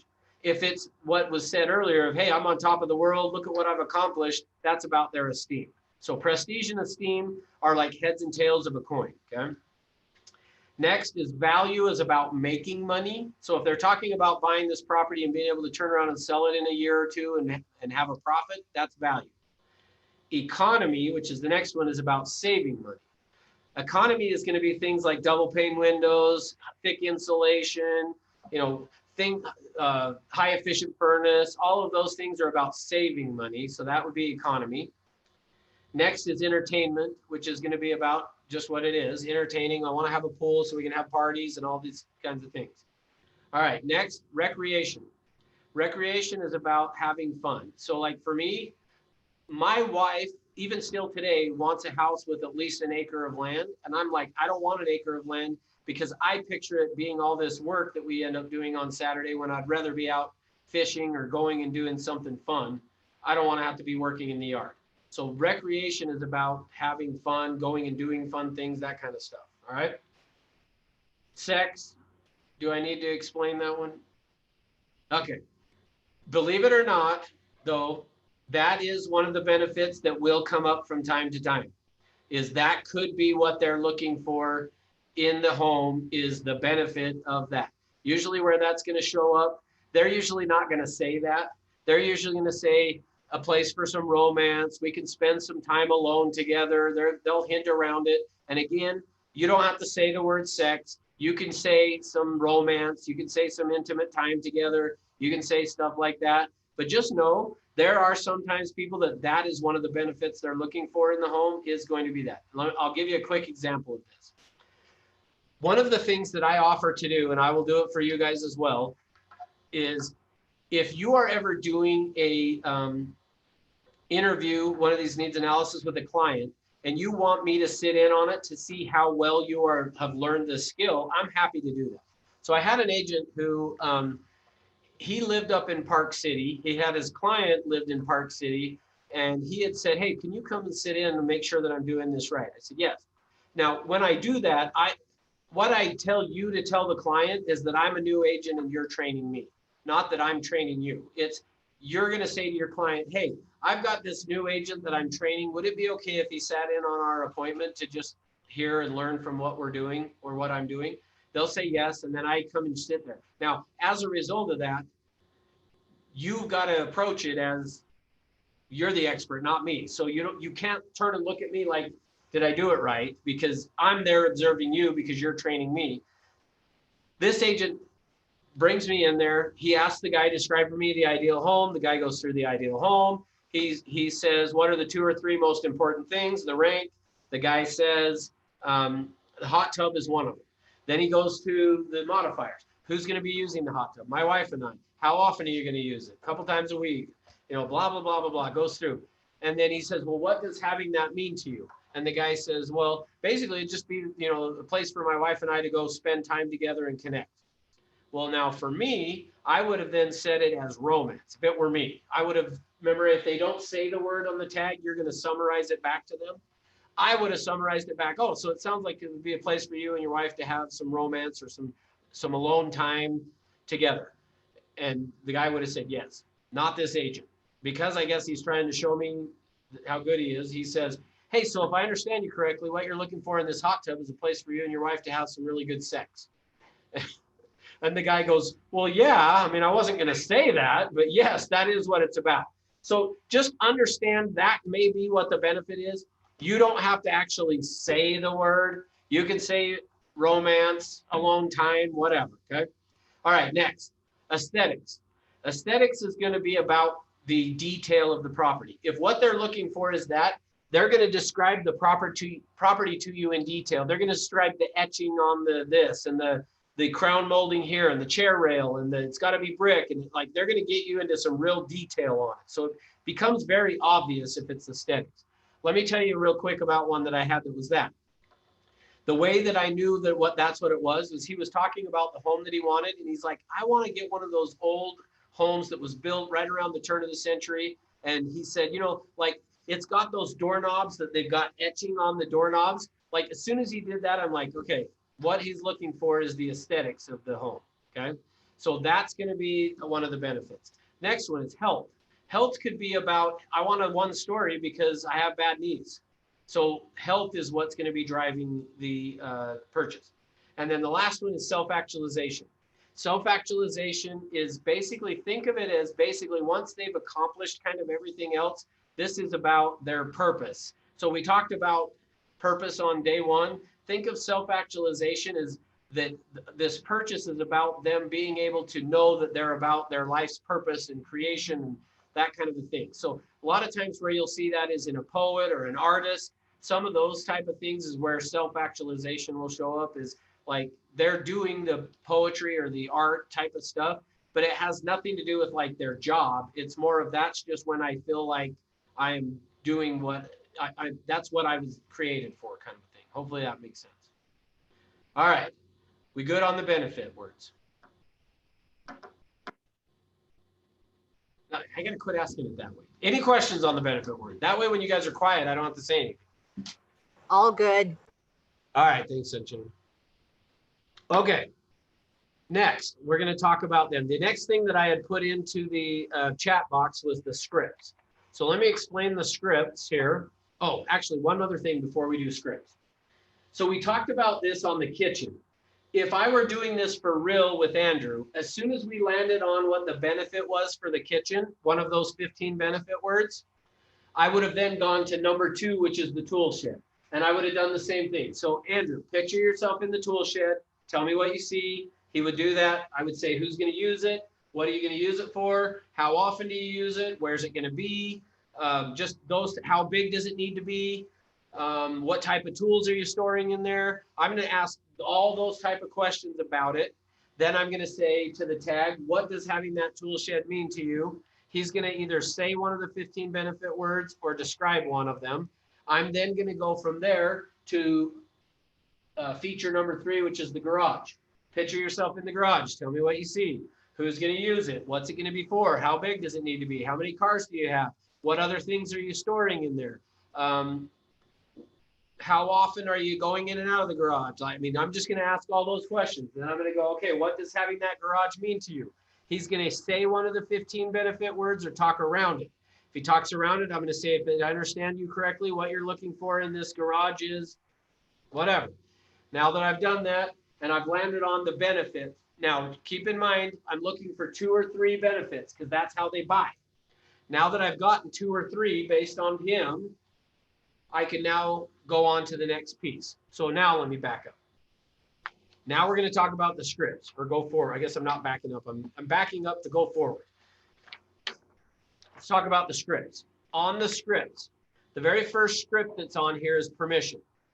The permission script is about you getting permission. You'll notice on the chart that I gave you, it's got the permission script right there as well. On the diagram that I gave you.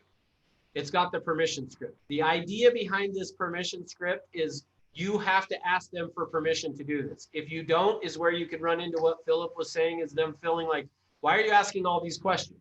Well, the reason they're going to be okay with it is because I'm going to start by saying, Philip, in order for us to determine whether or not I can help you, I need to ask you some questions.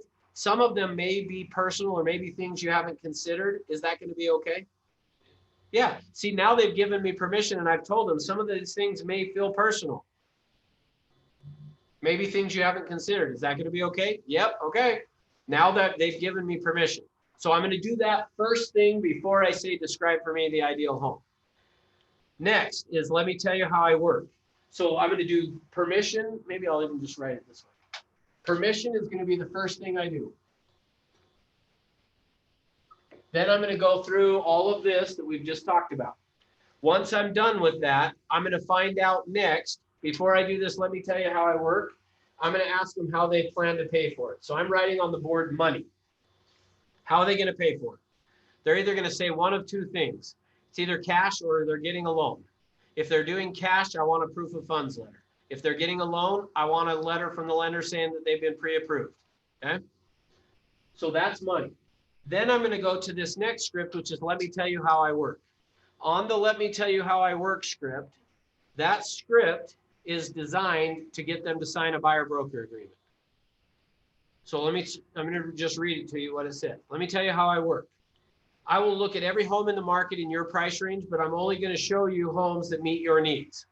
In my experience, I'm going to have to look at 10 homes to find one that would work for you.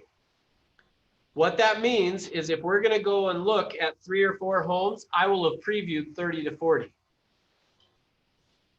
I am willing to commit the time to do that, provided that during the time we're working together, you will commit to working exclusively with me.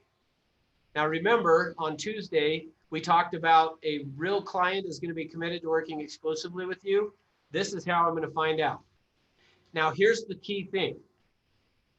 I am asking them to sign this after we've been through all this. Here's what you guys don't understand yet because you haven't done it. When you take a client through this, they feel very understood by you at the end. They feel like you listen. They feel like you know what's important to them. As a result of that, when you use this, let me tell you how I work script, and you say, I'm willing to do that, provided that during the time we're working together, you'll commit to working exclusively with me, they're going to go, yeah. Because in their mind, they're thinking, you understand me. You know what's important to me. And so as a result of that, then I'm going to say, I have an agreement that states that in writing, and I'm going to pull out the buyer broker. All right.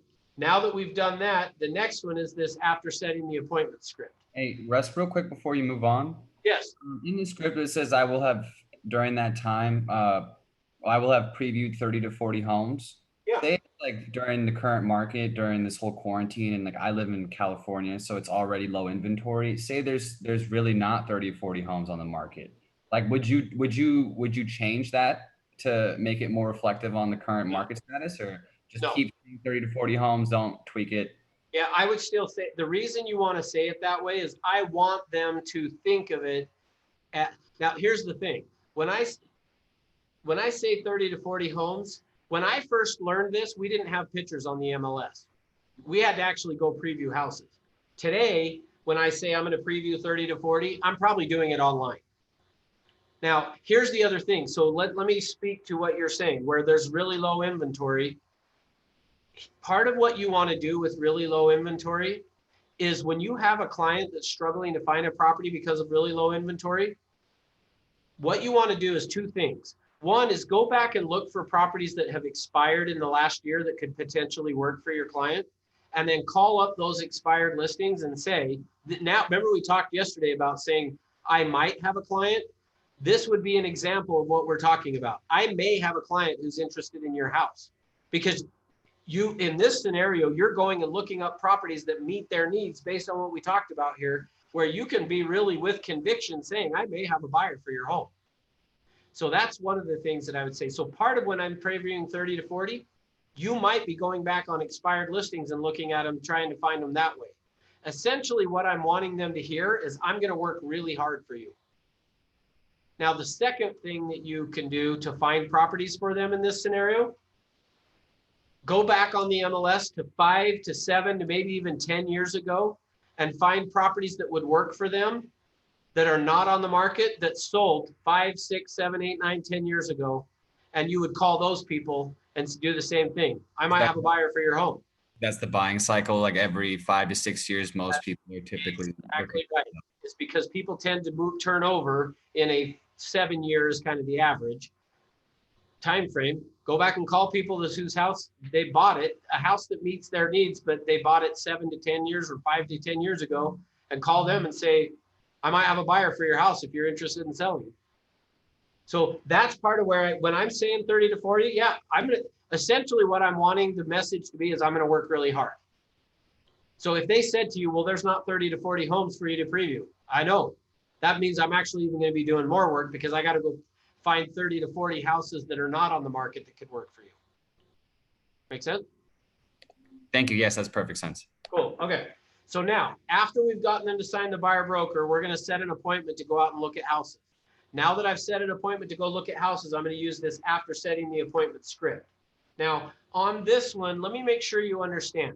On all, with the exception of permission, these other two, all that's really important is that you get the concept, which the concept of, let me tell you how I work, I already said, is about, I'm going to work really hard for you. The concept of after setting the appointment is after we look at every house, I'm going to ask if you want to write an offer. In essence, what this after setting the appointment script is designed to do is to allow you to be able to close them after every time you look at a property. So what you're going to do is you're going to say to them, hey, before we go see properties on Saturday or Monday or whenever, I need for us to have an understanding. And what's important to me is that you make a decision. It doesn't matter what that decision is. It's just important that you make a decision so that I can tell where I am with you and that I'm hearing what you said. Now, let me tie this together for you. Remember up here that the top complaints is that we don't listen and we waste their time. So I want to be saying, so that I can tell where I'm at with you and that I'm hearing what you are saying with respect to finding a property. A no is just as important to me as a yes. See, I'm telling them after every property, a no is just as important to me as a yes. I don't want you to feel pressured or pushed into anything. I just want you to make a decision. So on Saturday, when we go out and look at homes, be sure to bring your checkbook so that you can write an offer on the property that you choose. Again, if you don't want the home, don't write the offer.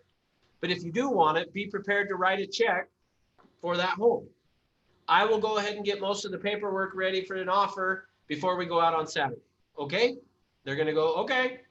Then when you come out of, now I go look at a property. We walk out of the first property. Oh, I should have handed this to you. We walk out of the first property that we're going to go to. As soon as I walk out of the property, out of this one, I'm going to say, Andrew, is that I'm going to do this. On the very first one, I'm going to do this. Now, Andrew, remember, a no is just as important to me as a yes. I'm not looking for you to say yes. Do you want to write an offer on this house? No. Great. Let's go to the next one. We go to the next house. Come out. Do you want to write an offer on this house? No, not this one either. Okay, great. Let's go look at the third one. We come out. Do you want to write an offer on this house? Yeah, I actually like this one. Let's do it. Perfect. Let's go write an offer. Like, that's the idea of after setting the appointment, because without that, if you don't do that, here's what happens. You go out and show properties with somebody, and then you walk out of the house and you go, so what'd you think? And they go, it was okay. They play the runaround. Right. Yeah, you just kind of go, so what'd you think? Oh, it was okay. And then because it was just okay, then you go to the next one. So what'd you think of this one? It was okay. I don't know. Next one. What'd you think? We want to keep looking. Okay. See, I want to avoid that. The way I'm going to avoid it is by upfront saying to them, when we go look at every home, I'm going to ask you afterwards, do you want to write an offer? A no is just as important to me as a yes. I just want to make sure I'm not wasting your time. In the event they say no to all of those properties, I want to sit down and say, I'm going to take responsibility. Watch what happens. Hey, Andrew, I apologize that we were not able to get a property for you. I feel really bad because I really try my best to make sure that I only find properties that will work for you. So in order to make sure I don't do that again, tell me what didn't work on these properties. And then he's going to now tell me blah, blah, blah, blah, blah. And then I'm going to jump right back into this process of what else, keep going, tell me more. And I'm going to figure out what did I miss. Essentially, it's like whatever features or benefits that you had originally come up with obviously didn't work. So you just go back to tools 1 and 2 until you figure out the correct benefits attached to those features, and then go and look for properties that meet those, correct? Yep. And here's the interesting thing. When you approach it the way I said of, hey, I apologize. Like you start it by, I apologize, Andrew. Like I pride myself on only taking you to properties that you would be interested in writing an offer on. And so I apologize that I didn't do a very good job of that. I'm going to make sure I do a better job next time. They're going to be like, no, you're fine. Like that. And I said, yeah, no, I get it. But help me understand. Now, part of me doing it that way is I'm really in a subtle way sending the message of, I'm expecting you to write an offer when we go out and look at properties. Now, again, I don't want to push them to buy something they don't want to, but I do want to use this as a way to get them to tell me what's important so that I can get them into the property that's going to work for them. All right. What question? Nothing from Philip. What are the rest of you? Savannah gave me a wow. I don't know what that means. Wow good or wow bad? Oh, great session. Okay, thank you. I thought you were, I didn't know if you were like, wow, I can't believe you talked about sex so much in this class. No, I've been listening through the whole thing, and I just finished my other meeting I was on. So sorry I wasn't able to participate so much, but I've been here the whole time. It was really, really informative. Thank you. Awesome. Thank you. Yeah, Sunshine said, thanks, Dr. Ruth. You're welcome. If I can help with any other things on sex, let me know. Just kidding. Joking. And then I'm sorry, Russ, when did you normally give the let me tell you how I work speech? A good question. Is this before tool 2 or after tool 2? Way after. So you're going to, let me tell you how I work is after you have landed on all 2 or 3 of the benefits. So I've gotten all their benefits. So I've gone through this diagram here from 2 to 3, either 2 or 3 times. I then said, how do you want to pay for it? They tell me how they're going to pay for it. Then I go, great, let me tell you how I work. Okay, got it. Good. What other questions?